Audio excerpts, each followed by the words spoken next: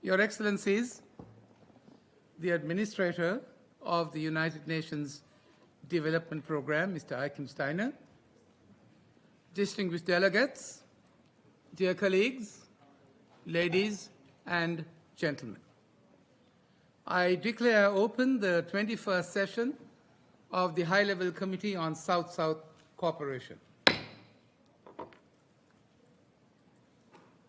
Excellencies, distinguished guests, I am pleased to welcome all of you, distinguished delegates, to this 21st session of the High-Level Committee. It is the first in-person session held after the lockdowns and other disruptions due to the COVID-19 pandemic. We meet here at a time when developing countries need multilateral solutions to recover and build forward better from the pandemic while addressing the effects of climate change and other ongoing crises, including conflicts. Excellencies, the term Global South is often used to group together everything that is not a traditional industrialized country. But the Global South is, as you will appreciate, much more diverse in capacity and economic activity than the label implies. Its emerging markets offer numerous opportunities for economic growth, investment, and cultural contribution. As a renowned research and development policy specialist observed, the main difference that is put forth is that cooperation is horizontal and that what Global South countries do is different and comes from a different background than traditional donors. Today, however, our greatest challenge is that we cannot allow to rest South-South development cooperation as a catchphrase that generates more public support than its results warrant. The search for such solutions amid a confluence of crisis makes it all the more important and timely, I say, to dedicate these 4 days to explore pathways to greater collective action in the pursuit of sustainable development and the achievement of the Sustainable Development Goals through the contributions of South-South and triangular cooperation.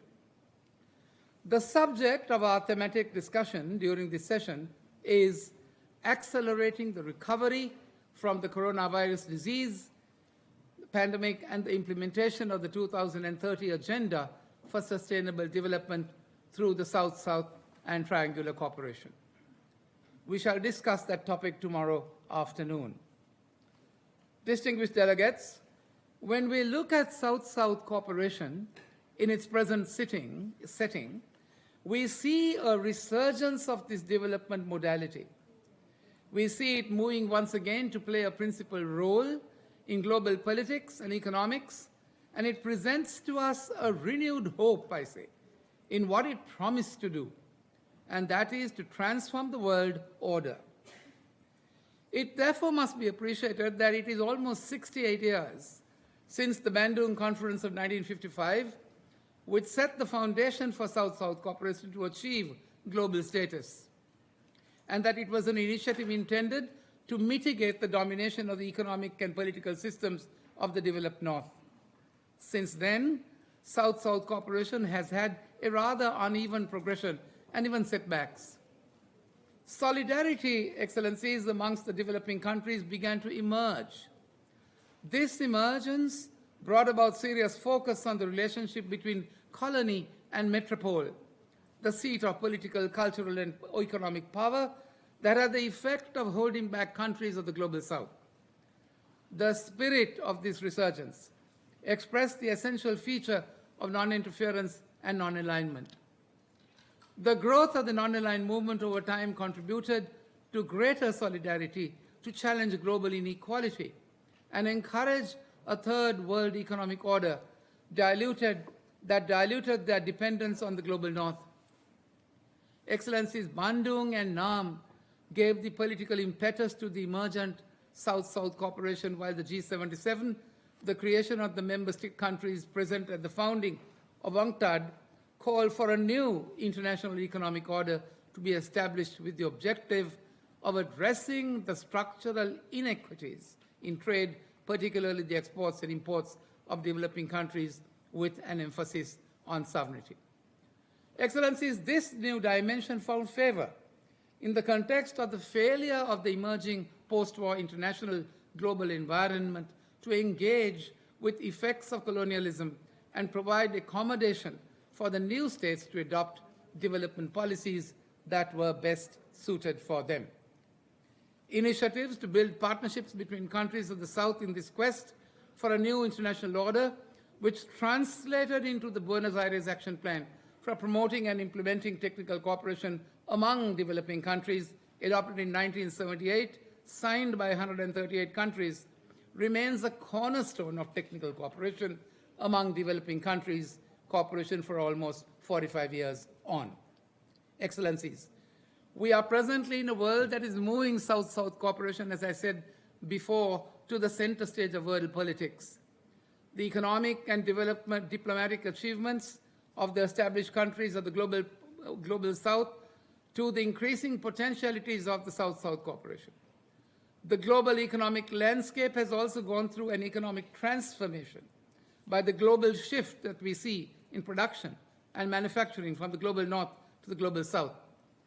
It is significant to note that the potential of renewed South-South cooperation is also the possibility for the relaxation of restrictions putting in place during colonial times. We must also, however, be conscious of the fact that in the context of the polycrisis, climate change and consequent ecological changes transform the whole concept of development in the global South, and the trajectory of South-South cooperation, therefore, has changed. We are struggling to manage the tensions between capital expansion, market competition, legal and political order, and the rights and welfare of our people and the environment.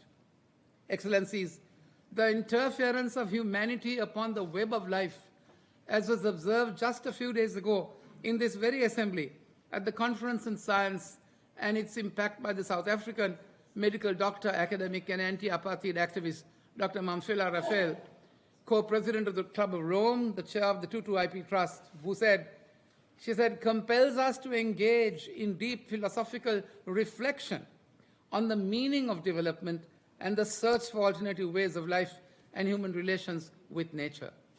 It is against this backdrop that we embark today on these very meaningful ways ahead of us. The time is opportune, Excellencies.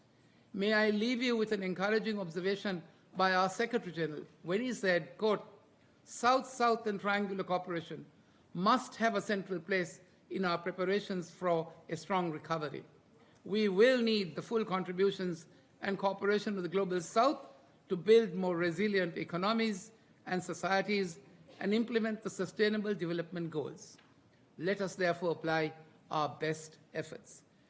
Excellencies, the Bureau you elected and I count on your full cooperation to ensure a smooth, effective, and successful session in our common quest to achieving the 2030 agenda.